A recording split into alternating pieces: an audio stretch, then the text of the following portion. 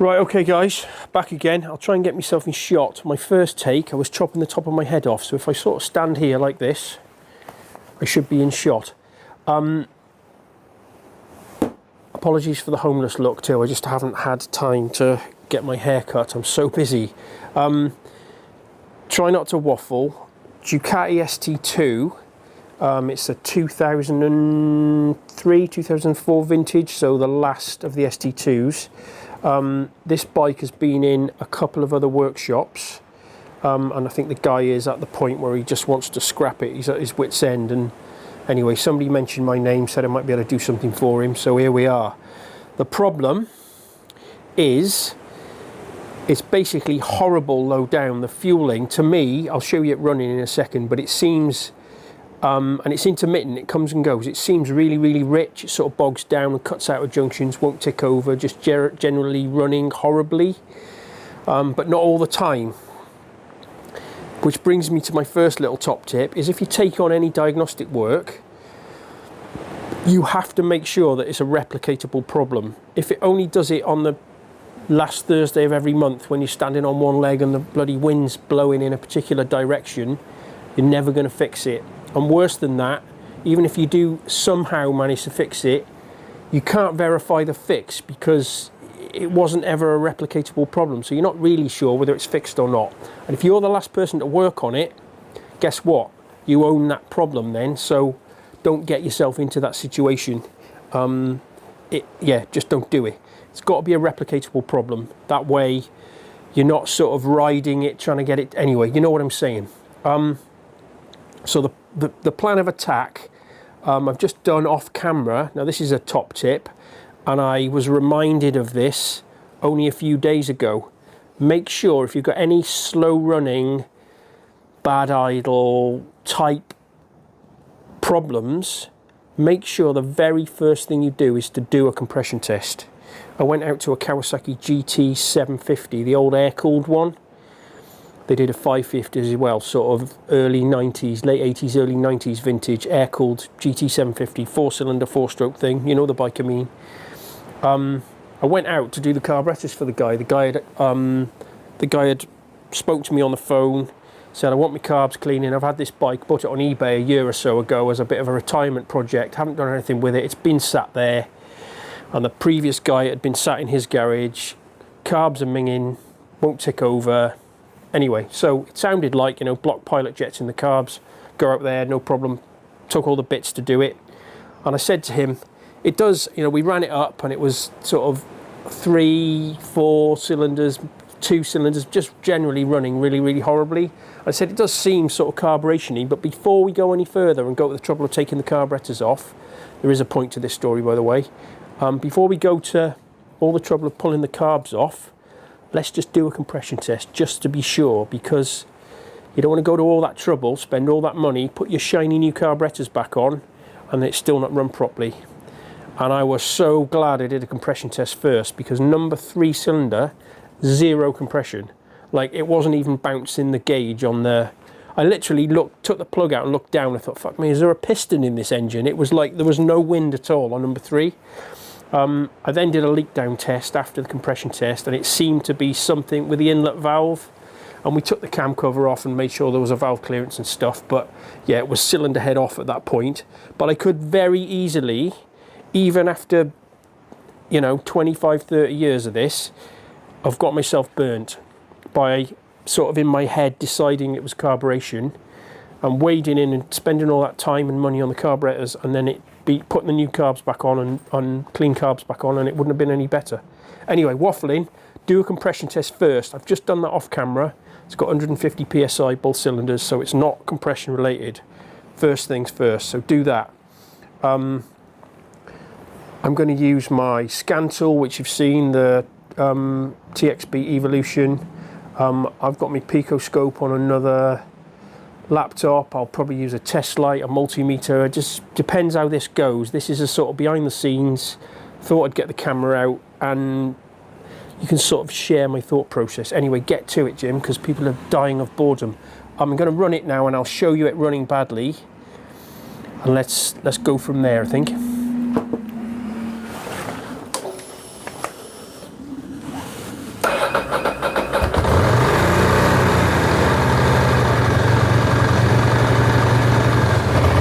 let it warm up a little bit.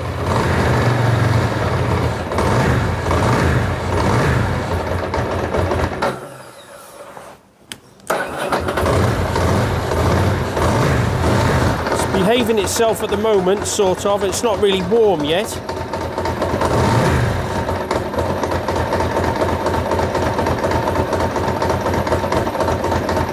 While it's warming up, I'm just going to get my scan tool hooked up to it, and the just turn it off a second while I'm speaking. The fuel injection system on this is fairly antiquated, but you can pull some data PIDs from it. Fuel injection pulse width, some sensor values and bits and pieces, so it's worth having a scan tool connected, so when it does go wonky, which it's going to, we can look at some live data, and then probably if something's amiss, then we'll bring the oscilloscope into play. Let's get my scan tool hooked up. Right, okay, so sorry, I'm not doing any screen recording. Let's try and, oh, it's going to flicker on me, is it? I'm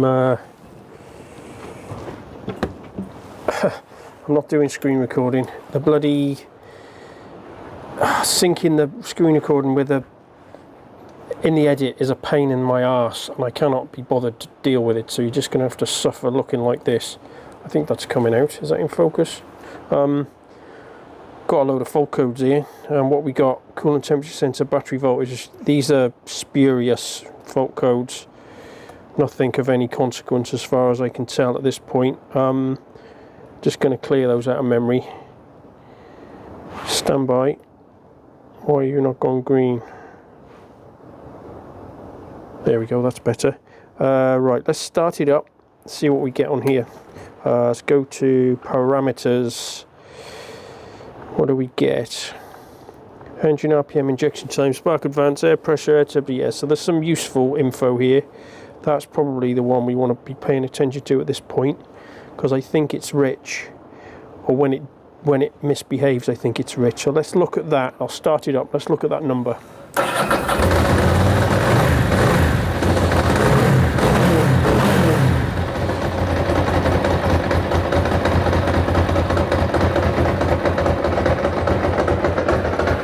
Right, trying to film this screen and run it and show you, it's just driving me insane. So I'm gonna have to do a screen record on here, and I'm gonna have to suffer the pain in the edit.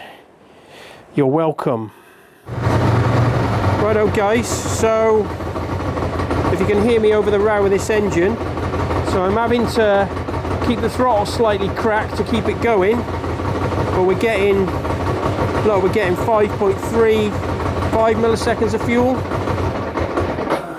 and it won't tick over, so that's basically more than twice what we should be getting. We should be getting somewhere near 2.5 milliseconds at tick over. It depends how warm the engine is and stuff.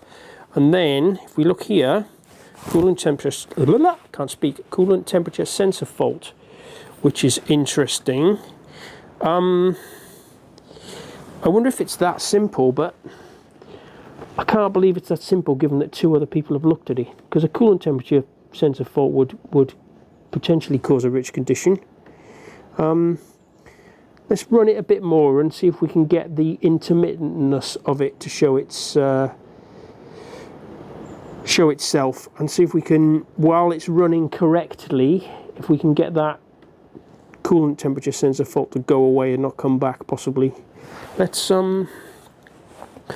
bin that code. See what happens.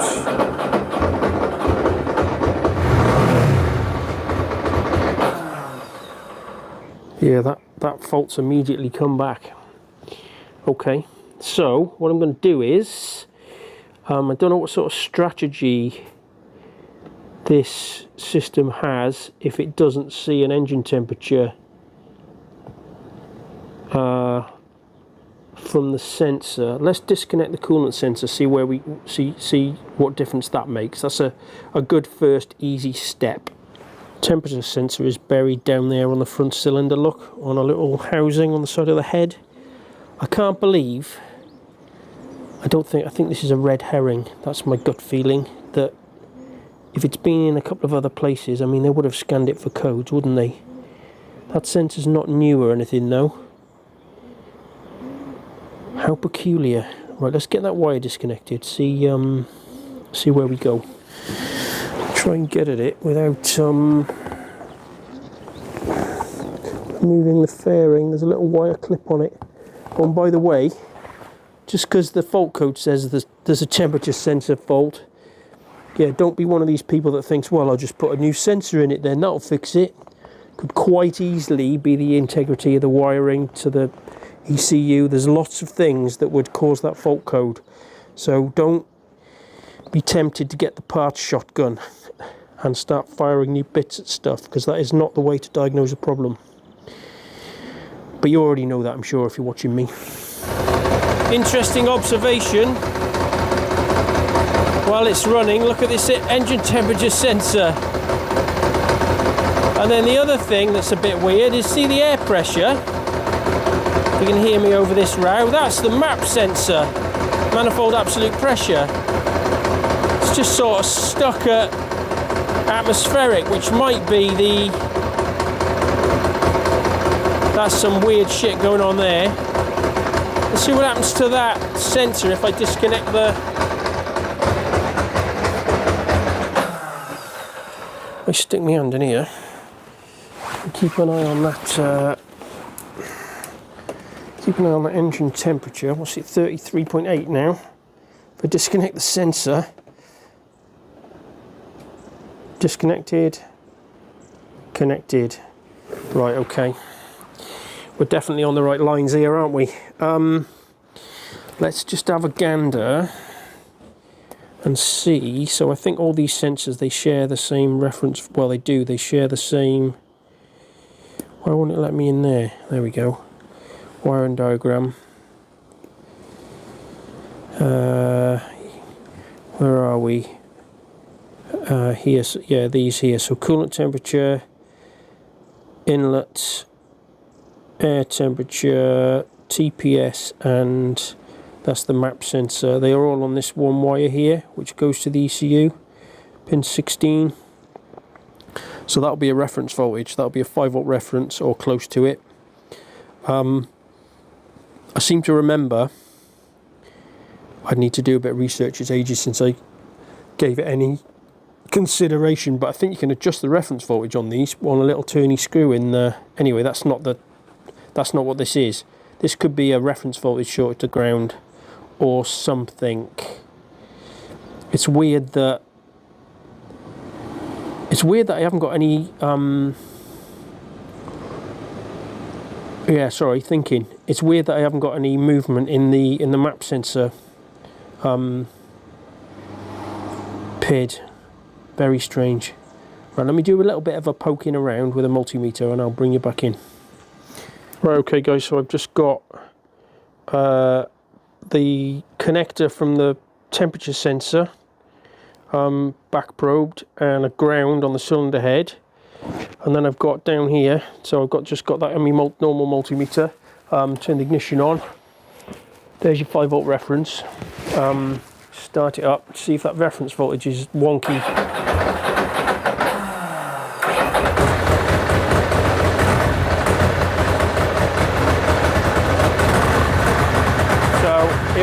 It fucking barely wants to run now, it's so rich, but the reference voltage, get my hand out there, ruining the focus. It's the 5-volt reference is holding steady, which is interesting. Somewhere, let me go and have a look. I've got a little variable resistor that you can plug in, like this is a 2-wire, there's a 5-volt reference and then I've got a little variable resistor, because that's effectively the, what am I trying to say? The engine temperature sensor is varying the resistance to ground. It's pulling that voltage down effectively. I've got a little resistor somewhere. I think I can... Let me go and have a rummage, and what we can then do is adjust that value and watch the data PID in the scan tool change. See if that fixes it and makes the code go away. That's probably the quickest and dirtiest way of getting to the bottom of this. Editing Jim intervention here. Sorry guys, I've managed to lose a clip somehow. Not quite sure what happened. I think I might have accidentally deleted it. So the clip you should have seen now was me pulling and pushing on the wiring loom through the fairing panel and the data PID for the engine temperature sensor moving slightly. Now you know that, this next bit will make sense. Right, okay, so I didn't do the continuity test to the ECU.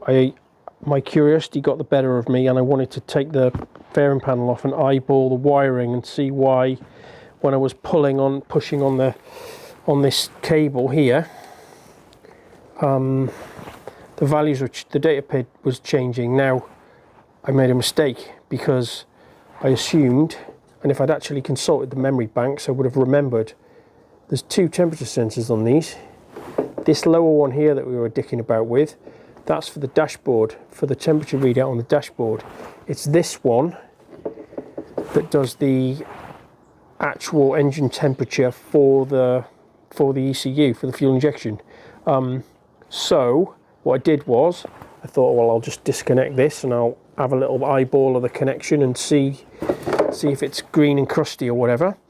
I've disconnected it, doesn't look that dirty, plugged it back in. I seem to have fixed it. Let me show you the data PIDs on the, let's start it up and I'll show you what the diagnostic machine's doing.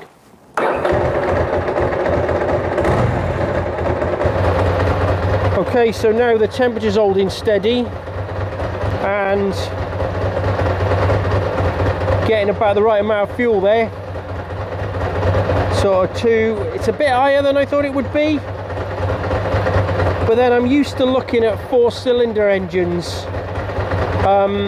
Obviously this is a twin, yeah, bigger displacement, etc. But it's fine, it's ticking over fine at that. Fault-wise, I have had this horizontal injector code come up, which is slightly alarming. If I go out of, oh, hang on a minute, it won't let me delete. Hang on, stand by.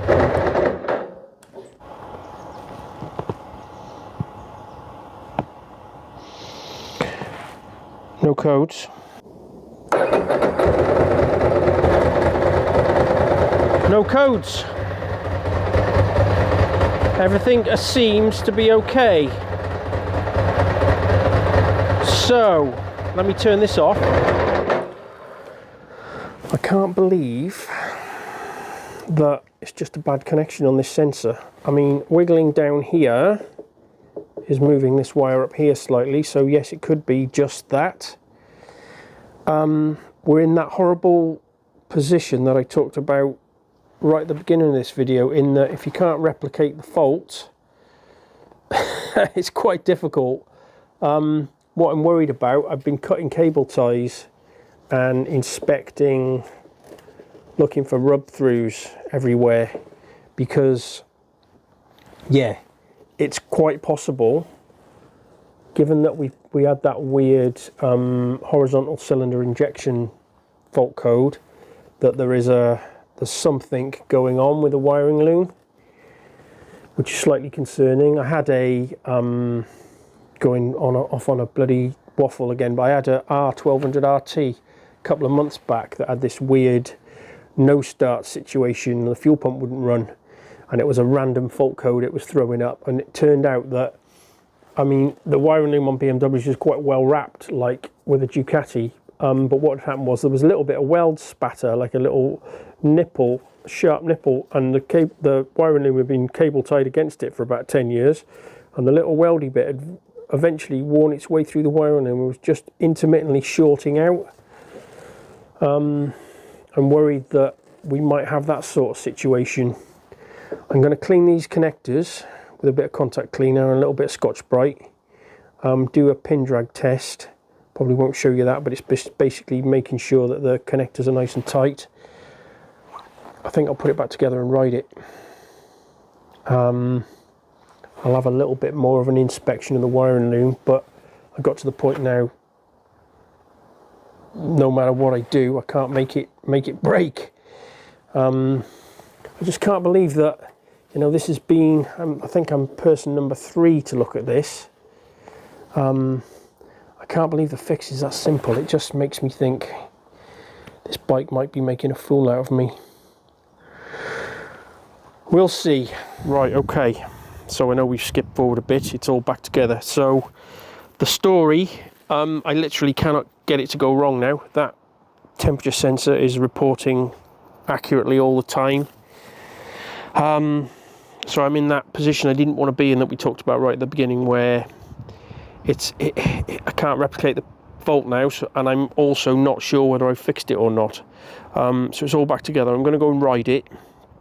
And then I think the conversation with the customer is going to be, listen, if it goes wrong again, because the thing with this bike is this, it's on its final warning now, this bike. I spoke to the guy, I'm mechanic number 4 to have a look at this, and interestingly, speaking to him, nobody's mentioned the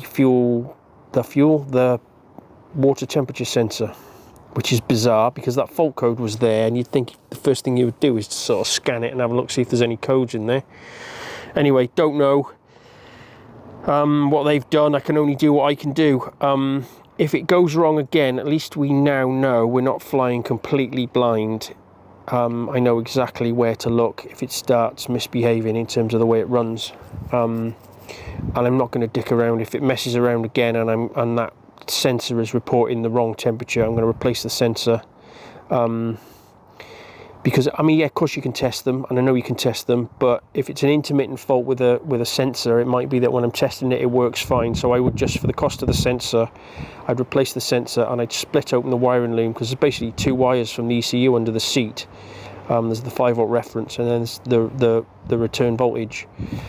So I would just split the loom open all the way to the ECU and eyeball those wires and replace the sensor. So if it fucks up again, we've got a solution. Yeah, not ideal scenario, guys, but that's sort of how it works sometimes. Cold start, first cold start, so it's the next day now. Bit of choke. Well, it starts all right.